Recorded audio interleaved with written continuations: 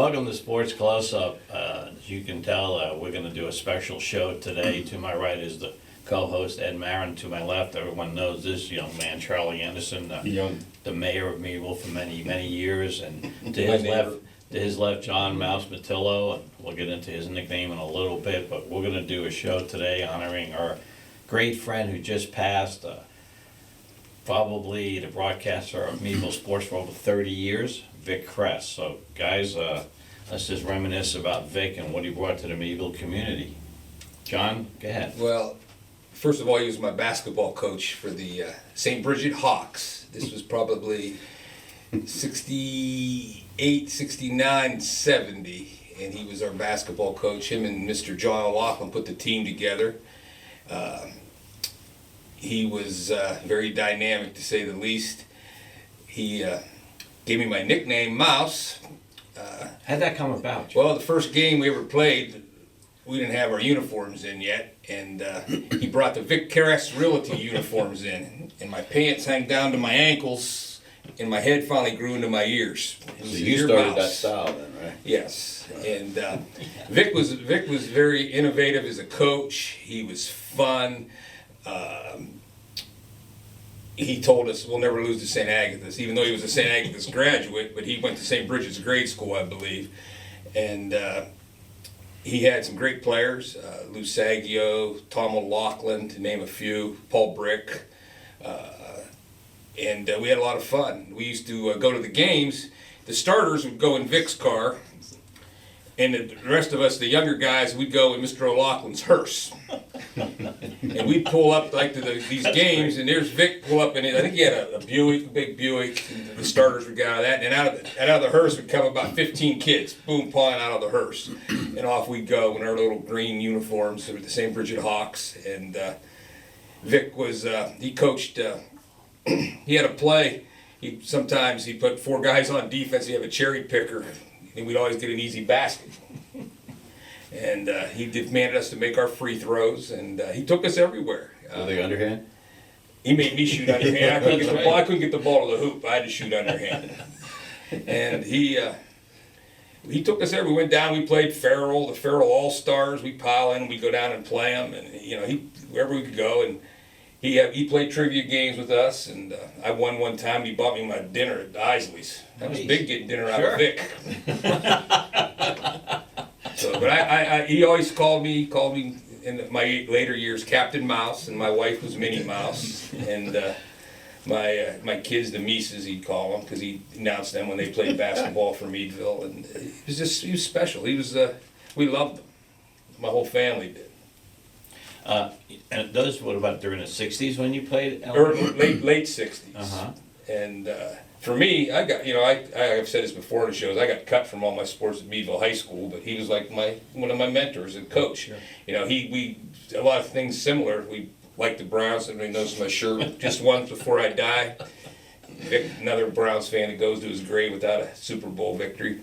But he liked Notre Dame, and I was a paper boy, and the first thing you do on Saturday mornings, you get his pro picks. We sit on the corner and read his pro picks. You'd follow that, and he was special. His sense of humor was unbelievable. He had nicknames for all of us. He'd give names. Joe Travellini, he called him Pogo Joe. He played for the Hawks too, and he taught us a lot about basketball. I mean, he was to play hard, to be tough, mentally and physically, and he never let Dave Hanahan beat him. He was the coach of the Aggies. And John, a lot of his former players that he coached at your level ended up playing for the Bulldogs, correct? Yes. Yeah. He had Tom O'Loughlin, who probably a lot of people don't remember him. He was one of the best ever played at Meadville High School. He averaged close to 20 points a game, and we won Section 2 our senior year. He was probably his best player he ever had play for him. He had Lou Saggio, Paul Brick. They both started for Meadville High School in their senior year. A few others played. He had one guy on the team. He had Jim Callahan was his name at St. Bridget's. He was about 6 foot tall. He called him Jimmy Bean, and he'd throw him the ball underneath and make a lot of baskets. But Vic was fun. He was fun. And next to me on my left is Charlie Anderson. And Charlie, what I found out is you were writing the sports editor for the Meadville Tribune, and you hired Vic. Tell us about that. And that was entertaining. Everybody says it was what he wrote the truth. I says, you read it and figure it out. You know, Vic was clever, just like the nicknames. He had names in the paper too. You'd have to put paren what that name was or who it really was. But he was clever. He was always, of course, interested in sports, so it was an easy pick. And he was a great help because the Tribune gave us an opportunity, gave me the opportunity to go hire 3 or 4 part-timers. Mm-hmm. So we were able to cover the county, Meadville, and Allegheny all the time. I always had somebody I could call, but Vic never said no. If he had his way, he'd have covered every one of them. And, you know, I read some of his columns recently, and he was a pretty good writer, wasn't he? And Yes. he had a little humor in his writing, too. Yes. Vic was what I call loose. And you had to read it though, because it was going to go to print. So you better read and make sure it's okay to print. Now, you know, many people had said, and I got to understand this too later on, he loved the community of Meadville. And Charlie, you being a former head of the chamber, you can probably relate to how much Vic loved Meadville. Oh, he loved everything. We'd sit around when we go to games, maybe ride together. He'd be talking about some real estate deal that's coming on. You know, so it was kind of nice. He had inside information on. Yeah. Really, he was excellent at his calling. Yeah, I bought my first house from Vic. My wife says, "This is our starter home. It's our finisher now." I got the same line. That's Yeah. he sold us our house. Yeah, Vic. Yeah, well, who were you going to go to? He was a real estate guy, and he was, you know, I respected him. He was my friend, and who you know go see people you know, like, and trust, and that's who I went to see. Between him and Biff, and the sales lady was Beth Storm. She passed away, but that's where I bought my house through Vic. His whole family, I mean, his parents, his dad who started the firm, they were a force of Meadville, weren't they? Yes, they were. They were pretty active. His dad was a big guy and active. So when Mr. Kress spoke, everybody listened. And they lived on Chestnut Street. The two house, well, it was the first house on the left past Grove Street. Big house. When we were kids, we'd go up there, and well, Vic was older by then, but Biff was more my age, and we go up to I thought it was an amusement park. They had a pinball machine and a pool table in the basement, and we'd play bunt baseball in the driveway. And Biff probably learned a lot of the things from his brother, you know, Sure. the love for sports and that type of thing, and everything was competitive, you know. Right. We as kids we competed against each other, and friendly competitive, but you know you wanted to win when you played with each other. But it was special. When Vic was growing up, Mr. Kress lived on Arch Street, and the next door was Judge Thomas. Okay. And they turned around, took one driveway, and they went and paved it, cemented it all, put a basketball hoop up there. Nothing to have 12, 15 people playing ball. All of us would be there. Winter stays on, you know. Had a great time. So Vic was always on the court then, probably. Yeah, he was on. Well, that's and Charlie, you said you got to see him play a lot, and you saw him play at Allegheny, and you find out he's 6'2", starting center for the Gators, and one of the best rebounders in their history. He was good. He knew how to use those elbows, man. Well, Yeah. And that was the David Meade Fieldhouse back then, I would Yes. imagine, right, Cass? Yeah, he played there. He didn't. Montgomery Gym. Montgomery Gym. Is that real small gym, or? Well, it's not. It's regulation size, but in today's market, yeah. Yeah. He, when I got back from college in the early '80s, he had a team. He played with Freddie Wagner and Tony Pirro and Chuck Swick in a recreation league, and those guys were tough. They were good.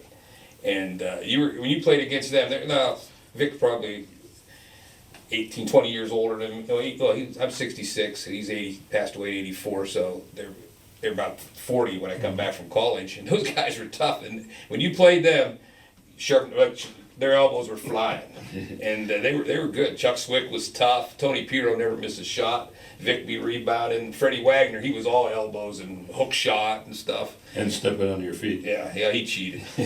Tell us, guys, you've seen this, then tell us about how good of a pitcher he was in fast pitch softball, Vic. One of my all-time favorite stories on him was we're playing in a tournament up in Jamestown, New York. Vic was known for his changeup. And the guy umpire turns around, I think I was going up to bat or something, whatever I was doing, and that umpire turns to me and says, you know something? I have umpired a lot of games. I've never, ever seen a man throw a changeup that slow. He said, I got time to blow my nose before the ball gets there. So he kept the bat off balance, obviously, with his changeup. They couldn't just key on his fast pitch. No. Well, fast pitch back in the day was Big, right? Meadville was very, very popular. It was it was the sport North Street, that natural amphitheater, and you'd sit up at the top and you watch as little kids. We would keep the scoreboard was in left field, and we the tournaments, and he played for the Cottage softball team. They won the Class B state championship. And if I can remember correctly, my Bucky Gladys was their catcher. Yeah. So can't remember other guys that played on that team. Zeke Zelasco put the team together. Yeah, they were Arch Conrad was their competition. They had a great league, but obviously towards the later '70s it fell off. They couldn't find anybody to do the windmill. Right. The girls do it nowadays, Right. and the men they play a sissy slow pitch game like Ed. I don't see you out there. And he I used to play in my and he day. played for Redbourne too, Yes, right? yeah, he called me up Yeah, and Redbourne. Yep. was starting to slow down, and he said, "I need some players." And I went up and played 1 year for him at the Red Barn up at North Street. It was fun. It was just. But he's a fierce competitor. Oh, absolutely. He didn't want to lose. No. I'll give you one more story on Yeah. his pitching. We're playing Franklin. They got a kid named Bay Lawrence. Oh, yeah. Little country kid from Franklin, right? Who went on to play in the NFL. The Yeah, NFL. Falcons. He's up to bat. I'm playing third base. It's a bunt situation. Bay Lawrence turns around, squares off the bunt. I move in. He swings. Well, he Full slapped swing. him. He Yeah. drilled me in the leg. To this day, I think I still have Wilson stamped in my leg. I thought he broke my leg. I I found said, out. "What'd you do?" I said, "Why did you throw a change up to him?" He said, "I felt like a change up might work." It worked right. Yeah. I found out, Vic threw a no-hitter. And I Yes. found out that, who saved his no-hitter? Found out yesterday, Bob Matthews. Bob Matthews. Bob Matthews, the Yeah. old baseball coach. Yeah. Second base. Yeah, he's himself is in a hospital right now, but he wanted to tell everybody that he saved Vic's no-hitter. That's a true story. It was at Spoonboro. Albro made pickles up then, and they really had Springboro, you mean? Springboro. Yeah, Springboro. excuse me. Yeah. Yeah, Springboro, and they had a nice ball field. Yeah, right by the They pickle factory, by the railroad tracks. Yep. We went there, smelled like it, Yeah. No smoke, no nothing, just smelled like pickle juice, But anyway, Vic threw a no-hitter. Yeah, that's amazing right there. And I got to know Vic after he worked with Ray Horner doing Meadville games. He worked with Jonathan Whaley doing games. He worked with Ray Rystorff during games. And those three guys are fantastic. And lo and behold, Ray Rystorff decides to go to Erie. And they asked me, would you want to take over as a play-by-play guy? And I said, well, yeah, I'll try it. And I tell you what, the first 2 games I worked with Vic, I was a nervous wreck. Because, Vic, I'm like, this guy has been around for so long, and I hope I don't make mistakes. And being from New York and being nervous, I mispronounced a few last names for the other teams. And Vic he wouldn't say, this is how you pronounce it, he would just pronounce it the right way. And by the 3rd game, I said, Vic, I'm really nervous. I'm following so many great announcers. And he comes to me, looks at me, and goes, you'll be fine, you got me. I said, okay. And it's very true, and I told the story many times to many people. One of the things I still remember to this day is Meadville made that great run 4 or 5 years ago, unexpectedly all the way to states. And Monty Foster, one of the biggest players on that team, and he had tweaked his ankle a little bit. And I go down and talk to Coach McLean, and he said, how's Monty feeling? And he goes, well, I'm not sure he's going to play tonight, but he's day to day. I said, all right. So I figure I got a little nugget there I'll use in the pregame. So we get on pregame, and I go to Vic. I said, just talk to Coach McElhaney, and he said, Amani's day to day, without missing a beat, without anything. Vic goes, aren't we all? Yeah, he was quick, wasn't he? Yeah, he was quick. He was quick, like you said, Johnny, and Charlie had nicknames for everybody. Yeah. Davion Butler was the butler. Oh yeah, he loved that. Yeah. Oh yeah. Yeah, he was good. Blue shoes. You remember that Hughes kid? Yeah, he wore blue tennis shoes, Yeah. blue, just like that. Blue shoes, Hughes. That's it. To this day. To this day. If you see him on the street, blue shoes. And he liked it. And the kids loved it. Yeah. And the kids, we started riding the bus with the team because the weather was getting bad, and we figured we didn't want to drive that MGW van, so we just went on the bus. Coach Max said, "You guys go on the bus anytime you want." And the kids would come on and go, "Oh, Vic, thanks for that nickname," and stuff like that. And Vic just lit up, you know, a big smile on his face. Yeah, I'd see him. I saw him maybe 2 weeks ago in the bank, and he just said, "Captain Mouse," because I was the captain of all the Mises that I had, my 4 children. And we talked, and it was just, it was wonderful. I mean, it was just the love and respect you have for him, because you could see that he really genuinely cared about me and my family. Yes. And I went to his house a few times. I didn't know he was a great backgammon player. I didn't realize that either, yeah. See, because I was the backgammon champ at Gandhian University. Ah. I'm sure I'd have known that. And I challenged him. He would have beat me. Get into broadcast on Armstrong. That guy in the championship. I tell you what, when you brought me on, and then you had to go on vacation, I had to do a game by myself with him. And I think it was at Corey. Remember I had to take the ride? Yeah. And he was all nervous because That's right. all the It was Amish carts going down through. Yeah. Do you remember what he said? No. When he called you the next day? I'm trying to think of what he said, because I know I was I past think when I was getting upset. I think he said something like it was an adventure going with it. It's just typical Vic, you know, the dry sense of humor. You know, people have so many stories about Vic, but another one I have too is we would go do games, and Vic would talk to anybody that would approach him. He never was too busy for anybody. Even if his hands were and mouth was full of popcorn from Old City. But that's the other thing he would do. He is really would. He would rate popcorn. He We did, get on too. the air Oil and City say, was number 1. yeah, you go, Oil City is the best popcorn, Mike. Yeah, I'm not sure about the popcorn here up at Warren. But as soon as we got to Oil City, go right to the cassette stand and get that popcorn. He loved Oil City's popcorn. But, like I said before, he would talk to anybody as they approached him. And he had time for people all the time. And that was one thing I was amazed, to the point where sometimes I'd look to my right, and he wasn't there yet, and the broadcast would start, because he was talking to somebody. But the other thing he did, and I think Ray Horner mentioned this yesterday when he gave his great speech, was His eulogy. Yeah. his eulogy. He had his own stats with his pad and pencil, and he'd do rebounds and scoring. But rebounds was his thing. It's like they said, and when Mevo wasn't doing well, I weren't rebounding. Ray's right, even to this day, Vic would be upset. Like, why can't they box out? You don't have to be big to rebound, Mike. And he started telling me, you don't have to be 6'8" to rebound. You know, I was a little guy, I was able to rebound. And you know, and then shooting foul shots underhand, John, like you said, right, Ed, he'd say, if coaches will let me teach these kids, we'd never miss a foul shot. It's like that. But he loved Meadville, and he loved Allegheny. And the story about Allegheny I have, Charlie, because I know you did, I don't know if you still do, but you did the PA in the press box of the Allegheny football. When I started working football with Vic doing Allegheny, the first year I'm working with Vic, he goes, next week's homecoming, so you have to get here at this time. And I'm like, Vic, that's like 3 hours before the game. He goes, just get here. So I said, all right. So I get there, and I'm near the press box, and I look down, and Vic said, "Is that coat he wore at homecoming?" His big fur coat. Big fur coat that I found out recently that his wife Karen bought it from Dr. Arnold. He had a garage sale. And Karen went in and saw that coat and said, "Vic would love that coat," and bought it for $50. Dr. Arnold's garage sale. So Vic loved it. Yeah. So he goes to the game, and I'm looking down. He's in that coat. And he goes, so I go walk down. He goes, "Follow me." I said, "Where are we going?" He goes, "We're going to go eat."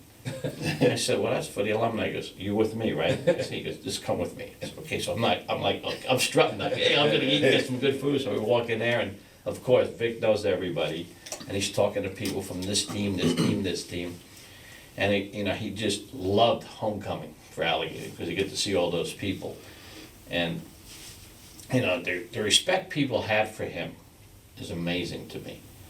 People respected him. And I'm sure, John, you can attest to this. I know sometimes, as Ray alluded to yesterday during his eulogy, he probably rubbed some people the wrong way. Oh, yeah. Vic always went to him and Karen, who's, by the way, a wonderful lady. Just super. And coming out of church one day, and Casey Miller, who was a very good basketball player for me, one of the Miller boys, Square's son, his grandfather's Wayne Lauderman. And I'm walking with Wayne. He goes, "I'm going to get that Vic Kress." I go, what's going on? He goes, "I'm tired of him getting on my kid for missing free throws." I said, "Wayne, calm down." He said, "I'm not calming down. I'm going to let him have it." So Vic's walking out, and Wayne starts screaming at him. Vic looks at me. I go, "Hey, coach, you made your own bed there, brother." And they've settled and everything. Yeah. But and Vic would tell it like it was. I mean, he was never. He looked at the game, make the free throws. That's how we win. He wasn't being personal and picking on a kid for say that he wanted to get on Casey Miller. Just making free throws, Casey. And Casey obviously was a very good basketball player. He had to cover his butt once in a while because the administration would go, because Vic told it like it was, right? They were playing terrible, he said so. Well, yeah. And they would say, Vic, you can't be nervous, you can't be negative all the time. That was the Yeah, Allegheny but- administration. Yes. It wasn't He wasn't happy in Allegheny.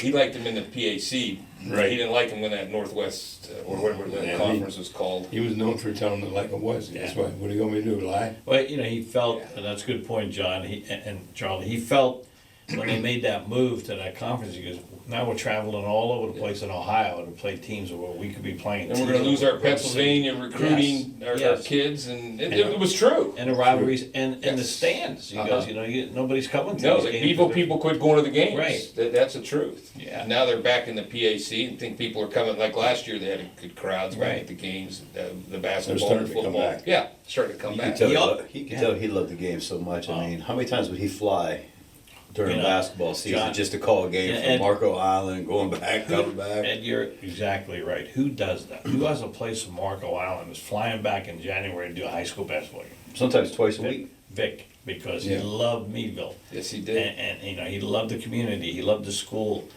he loved the basketball program and the football program, he loved Allegheny sports. And what got him really depressed was if he felt the coaches and for all the programs weren't getting support from the higher ups.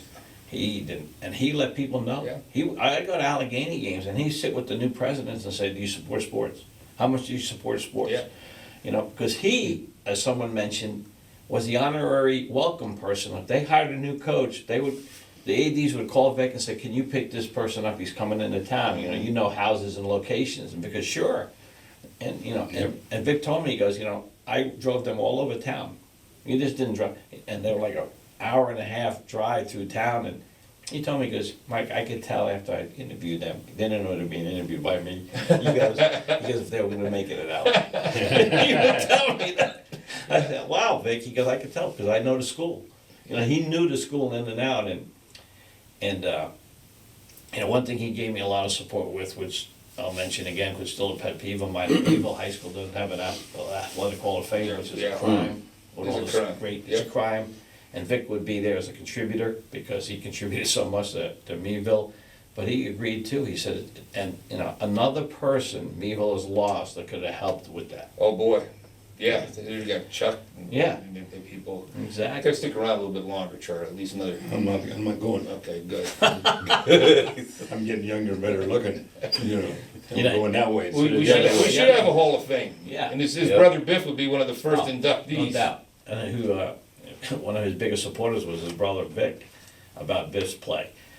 The other thing Vic did all the time, and we know this, guys, when the weather was nice and we were living out here, is he drove that convertible all over the place. He loved that convertible. Put the heater on, With the Florida license plate. keep it warm. He loved that convertible. And he had, in the winter, had that big coat on too. And then, guys, what'd he do every morning? He'd go somewhere, have coffee, and read the paper. Right? He loved the Cleveland Plain Dealer. He'd look all over town, and the Plain Dealer newspaper industry is all taking a hit. But I think they only published 3 or 4 days a week, and he'd look all over town for that Cleveland Plain Dealer. And Hunter's News, that was the place he used to go every morning and get his paper back in the day. And obviously that's been gone a long time, but because he wanted to keep up on that Cleveland sports, and that's one thing that me and him had in common. Is that love for Cleveland sports, the Indians and the Browns, and then Notre Dame. That was another team that he liked a lot. And we used to see him on the street or wherever at the bank. We start talking, how about the Indians? And he'd go, well, we're doing all right, for small market team, no money, we're being competitive. And we talk about the Browns and we shake our heads and go, We've got, Steelers have 3 coaches in 60 years, and we've had 300. And, another person that he shared an interest and love for those teams was another colleague of ours, MGW's Gary Clark. Passed away God rest too young his soul. also. So he was a big Yeah. Browns fan, Big an Brown, Indians fan. Yeah. big Cleveland fan. Him and Vic shared that interest too. It's just so many great people have left us in this area. Meadville's taken hit over the last few years of people that have been legends. And I told somebody this. They said, "What do you think about Vic's broadcasting?" And I said, "Well, John Madden is the national guy. To me, Vic Kress is the local guy when it came to doing color analysis." yeah. Because like you guys said, he told it like it was. And I remember the first couple of games, one of our players was having difficulty, and Vic's like, "Oh, your coach needs to take him out. He's not guarding this." And I'm like, "Whoa!" And I go to Vic. He's trying the best he can, and Vic goes, "That's not good enough." So I said, "Okay, I'm not saying that anymore." But but he was right. And I was trying to, but Vic was right, and eventually the coach took him out and put another player in. But, Vic did not want Meadville or Allegheny to lose any game. No. Nothing, Any game. nothing. No. And, you're not going to get that from anybody else. Talking about replacing him, you're not going to replace Vic Kress on the radio. You're not. You might get somebody to do a decent job, and Vic was one of a kind, as we all know. Well, his knowledge of the past. That's right. In our community, and obviously Charlie knows more about the past, and you go back to the 50s, I can go back to the 60s, the 70s, and 80s, and Vic knows all that. Yes. And when he, like St. Agatha's, when they built that St. Agatha's gym, it was the best gym in Meadville. Right. Wow. And Yeah. I guess it was Father Coleman or somebody. Father Coleman was the coach. And Meadville High School wanted to use their gym, and he says, "Only all my parishioners can use this gym." Wow. That's a true story, I guess. And, He was the coach that Vic really liked. and they had a great league back in the days, because a lot of the small towns had Catholic. Titusville had a Catholic high school. Sure. Oil City had one. Bradford had one. Warren. Northeast, Warren. Franklin have one? Franklin. What was Oil City? Franklin didn't have a high school. okay. They played. Their kids went to Oil City, but Okay. and they were good. The Aggies were tough. There's a lot of good basketball players played down there, and they had some really good teams. And Chuck, you would remember a lot of them. A lot of kids that came out of there at that gym played for Meadville High. After they closed the high school in the Yeah, 70s. yeah. But they played for Meadville High. The kids that come from Seton. Good, they had good coaches. Yeah, oh yeah, me and Al Cronin, we lost more games and losing his coach in So- Seton history. So Me. when they had that league, John and Charlie and Vic played for St. Agatha's High School, Yes. Yes. did they win championships, those teams? Well, I was reading I'd like to go, I'm gonna go seek, Vic has scrapbooks, obviously, because at the funeral home, there were newspaper clippings of his career and stuff, and I'd like to read them. The one I read his senior year, they were 19-3. Wow. But they had 3 losses in the league. I was trying to read as you get older, your eyes can't see as well, the newspaper clippings. But it was interesting, his free throw percentage was only 57%. I got a kick out of that. Getting on Casey Miller for missing free throws and Joe Matillo and anybody. But another friend of mine went down there, Mike Heim. He says that place used to be packed, that gym. Well, as coaching the scene at grade school games, it get loud in there. I mean, that place was rocking. And I can imagine people were sitting on the stage and the student body Yeah. and stuff. And they had a lot of good players. You probably can recall some of their players that I played remember down there. a kid named Joe Uliano. Yeah, he played He down went on there. to play at Alliance College. Yeah. Dave Lippert was Lippert. another one. Gail Mallard, he played Yeah. down there. And that was in the 50s, which before my time. Chuck Mallard. Yeah. And then the 60s, they closed that school in 1970 was their last year. They called it Meadville Christian High. But Vic, he coached at St. Bridget Hawks. Got a promotion. Yeah. The last few years I was coaching with Vic, Meadville basketball team for Christmas time, we'd go down to West Virginia, and we would ride down, and I remember the first night we were at the hotel, and Vic goes, "I'd like to have some pillows." And I look over, he's like 7 pillows. And I gave him a couple of mine, I said, "You have enough?" He goes, "Well, if you see a lady come by, we need a few more pillows, I'm like, okay. He was just a one of a kind guy. He'd go like, go to Coach McElhaney, does this hotel give us breakfast? Coach McElhaney, I'm not sure, we might have to go across the street. He always and had get to have some." his hot dog too. Oh, yeah. he had And his you were own. right, it was hard getting them out of, any hot dog. We go buy for them and all that. You just, The best story about Vic that I have, though, is the slowest eater I've ever seen in my life is Vic Kress, the slowest eater. And we are going, Ray Reistoff, myself, and Vic are going to Slipper Rock that year to do a live Armstrong playoff game that they're broadcasting in Mars and in Meadville, because Armstrong's in Mars, and we're playing against Mars at Slippery Rock University, 3 o'clock tip-off.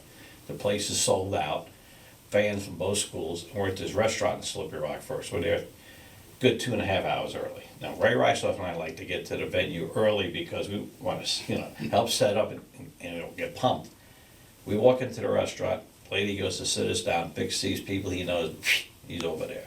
So we sit down, we order, Vic comes over and orders, and he's still talking to all these people, 50 or 60 people that recognize him, and I don't know most of those people he's talking to, but Vic does, and he's talking. He finally sits down to eat, and Ray keeps looking at his watch, and I can tell Ray's getting nervous, and so am I. And Vic sits down, and he gets the thing, just like this. He must have taken 80 bites every time he put a piece of food in his mouth. So after a while, I go to Vic, we gotta go, we gotta get there. He goes, okay, so he orders a to-go plate, and they give him that, and he puts it in the styrofoam plate, and we get to the arena, and now we're doing the pregame. Ray and I are talking, and I think it's either Ray or myself, I'm not sure which one at that time, asked Vic a question, and it's dead silent. So we turn to our right, and there's Vic. Finishing his meal. And he looks at us like, what? So, we go on and start talking, but, to me, he had a very smooth equilibrium. I never seen him get too high or too low, about stuff. Right. When I knew him, I mean, you guys knew him a lot longer than I did, so I don't know if that was a true Well, thing. he was tough on the basketball court, Really? he didn't back down from anybody, and he'd go at him. Well, I saw that was it in the paper, that when he was playing on that team you were talking about, they played against football guys or something. And Yeah, he took on Jim Kanicki, who was a defensive lineman for the Browns.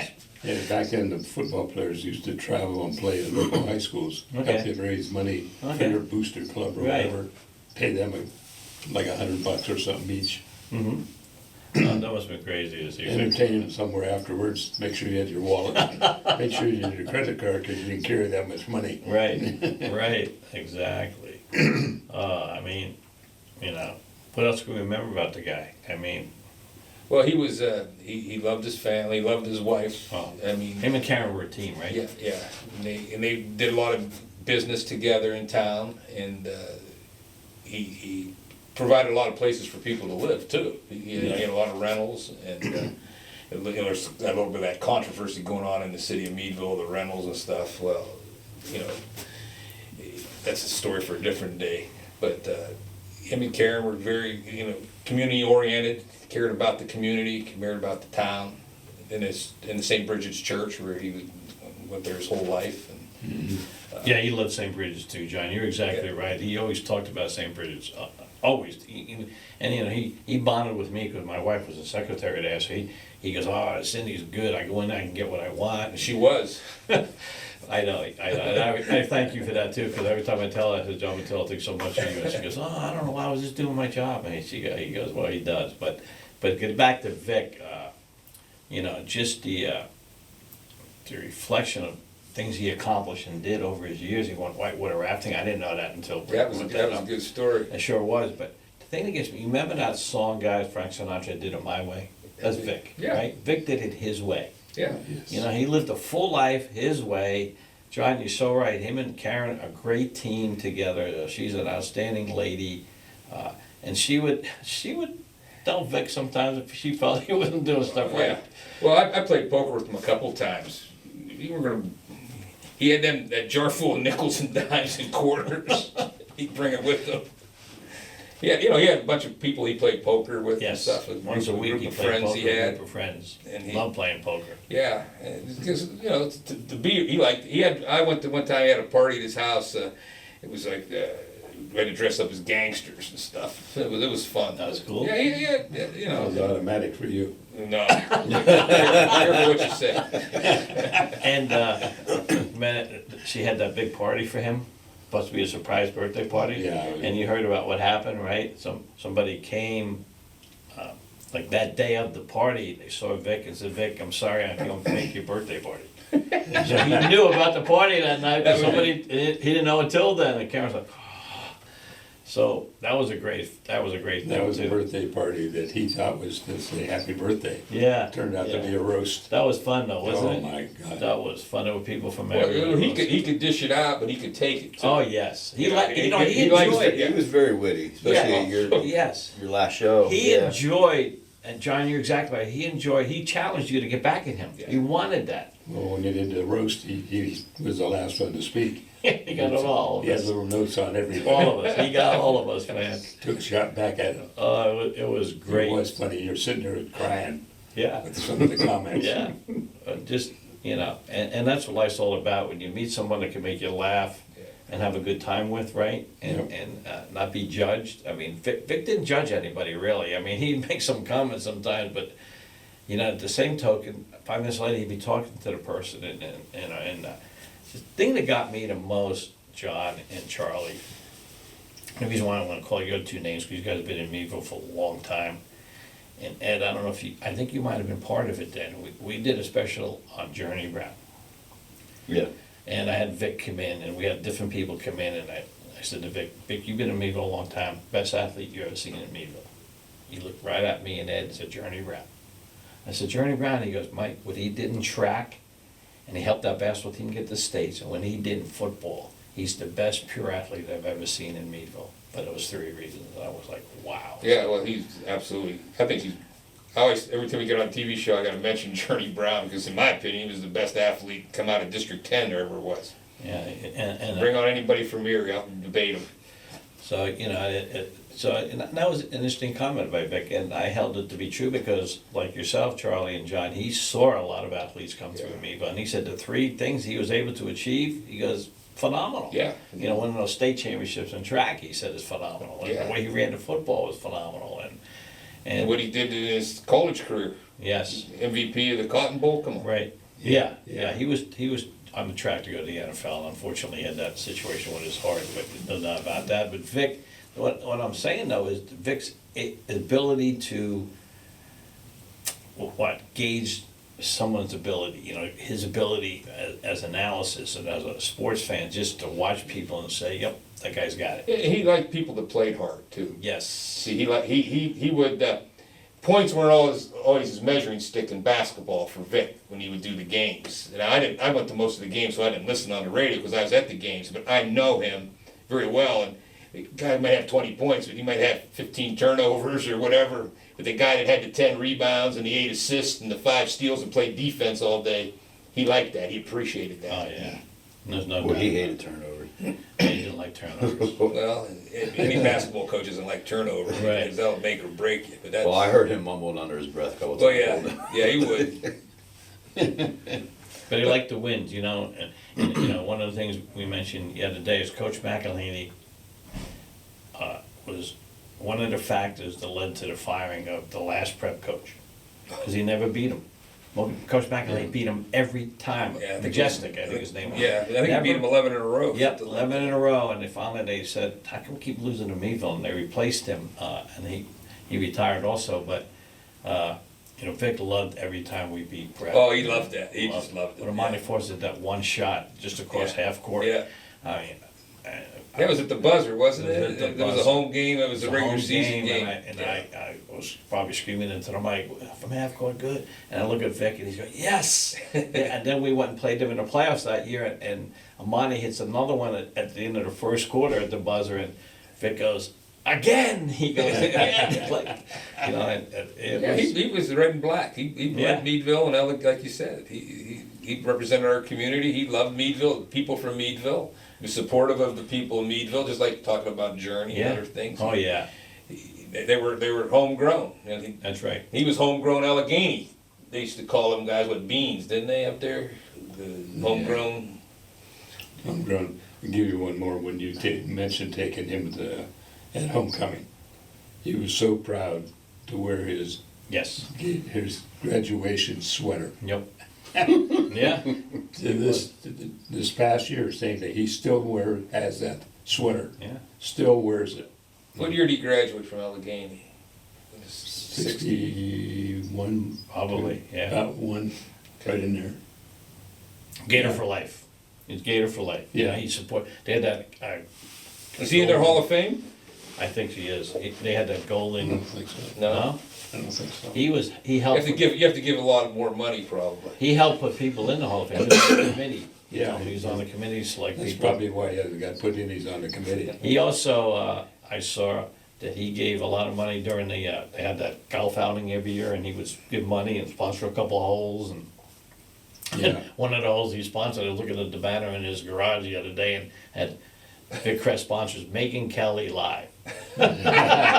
Typical Vic, right? If you think about his politics back to the Making Oh, yeah, Kelly. he liked Donald Trump. Yeah, oh yeah. Yeah, he was the right, yeah. Yeah, Vic was a conservative person when it came to politics. You know, I read where he told me this once too. He says we solve a lot of problems if everybody had to serve. Yes. If everybody had to serve for 2 years and get that discipline, we'd have a lot Yeah. less We problems. had a conversation about that. Vic Yeah, and I. because you served too, Ed. Well, not just that, but when I was in Israel, they have to serve. Yes. Automatically, men or Right. woman Or Right. women too, yeah. has to serve for 2 years automatically as soon as they turn 17. He was like, "Oh, that's so awesome." Yeah, and then I didn't realize he was in the military till I read his Yeah. obituary. I didn't realize that. And that's serving your country is very honorable. Yeah, and he said it teaches you self-discipline. Yes. Yeah, You yeah. know, which was. It didn't help me though. Yeah, You're doing all right. You're doing all right, You're Ed. doing great. You're doing all right. And that's the first Not thing. bad for a Steeler Yeah, fan. and I tell you what, No Ed, comment. that's the thing. When he got to know you a little bit, he respected you because when I said, you know, Ed was in the military, and he goes, "Okay, I thought I liked him." He goes, That would be what he is. yeah. I mean, I didn't really know him that long, and I tell you what, just being around him and talking to him was fun. Even though he ate slow and talked a little bit slower, you know. But I mean, he was. I just like his wittiness. Well, you know, for me, you take it for granted. You see him; he was part of Yeah. it. You see, you know. I mean, it was like I went to his house or visited him all the time, or called him on the phone. But you'd see him, and now you're not doing it anymore. For me personally, it was. What's nice It's is sad. he actually came out of his way to actually say hi to you. He didn't. He'd always he Captain Mouse. And He- I'm gonna miss him. Well, he said you talked to him on the phone, he used to call me from Florida. Say, what's going on? That's 45 minutes. Yeah. You wanted to know? But you know, you call him and he wouldn't answer. But when he got on, you know, to his recording, he said, "Hi, this is a professor of gibberish." Yes, yes. Right? When Vic was, "Hi, this is Professor of Gibberish." We Now- never talked about his nickname, the Professor. Well, yeah, that was given to him by Gary Clark, right? And it wasn't because he was a professor of education, it was because back then Jerry Lewis movies, The Nutty Yes. Professor, and he'd have his glasses up and Gary, you know, was doing games with Vic, so you're the professor. And again, like you said, John, Vic took it in stride. He liked Oh, that yeah. stuff. Yeah, Didn't like he get loved upset. nicknames. Yeah. He loved nicknames. He called my kids the Mises and Yeah. it just called my wife Minnie. I mean, And it's just- interesting too is, like, when my youngest daughter Christy was playing softball and then they got in the playoffs at the rec complex, you know, I turned one time and there's Vic, you know, walking, "What are you doing?" He goes, "Well, I know your daughter's on the team, I wanted to watch them play." I mean, he did things like that. Yeah, he enjoyed the Yeah. female Oh, yeah. women's sports and stuff. He enjoyed anything that if he knew somebody was playing for Meadville, Yeah. then he was gonna go and support that team. Yeah. It was amazing if he wasn't doing their games. Well, he started the girls softball. Yes, talk about that, Charlie. He turned around, decided sat down, decided he's figuring out where he's gonna find the girls to play. And they could be from anywhere, they didn't have to all be from Meadville. And, They called it Vic's Chicks back then or something like they had a lot of nicknames. that? Well, we're gonna keep it at Vic's Chicks, Well, but. well, Vic had names for every one of Oh, them. okay. But he gathered them up, you know, good kids, good girls. And some of them he had to show how to hold it back. Mm-hmm. But he meshed them together, and they had a very good team. They traveled, and they won a lot, and had a good time. Yeah, it's just, and that was. They used to love having Charlie Mitchell umpire their games. Charlie Mitchell, I remember Charlie back when I first Cigar came in his here. mouth. He'd say that was a strike, and they'd say, or object, he says, it's not only a strike, she's cute.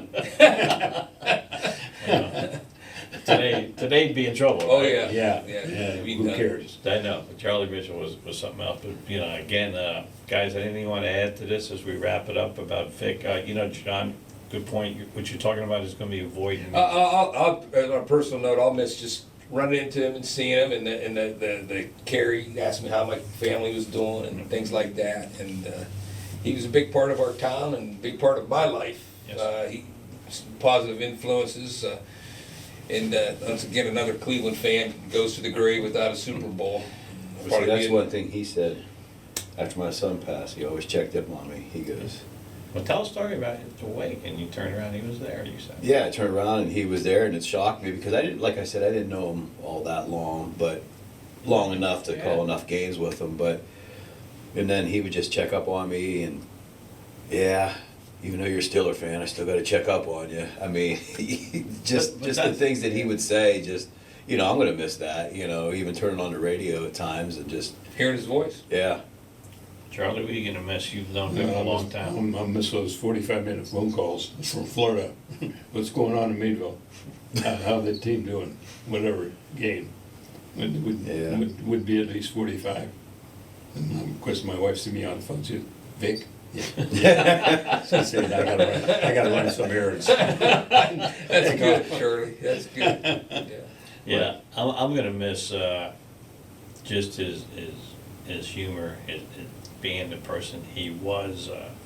The good times we had going to games on the buses in a MGW van where sometimes the defroster wasn't working and we'd have to stick our heads out and see if we're gonna get to Oil City or somewhere, and that's why we decided to ride the bus. Dumb and Dumber all over. Oh. Well, yeah, And like I said, like my first year, I'm gonna think, am I going the right way? He goes, yeah, I think so. So, you know, I think so. we got there, but just a great guy, you know, and he didn't put on airs. He could laugh was- at himself. He could laugh at Yeah. himself, and he was a genuine person. Yeah. He wasn't trying to be someone else or outdo you. He was just No. Vic, and you know, you could talk to him about things, and you know, it's interesting. A lot of people don't realize what you just said, Ed. You know, going to your son's wake, and John worrying about your family is.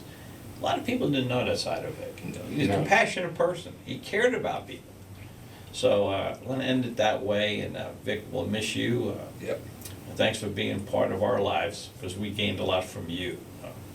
On behalf of Ed, Charlie, and John, this is Mike saying, have a good day.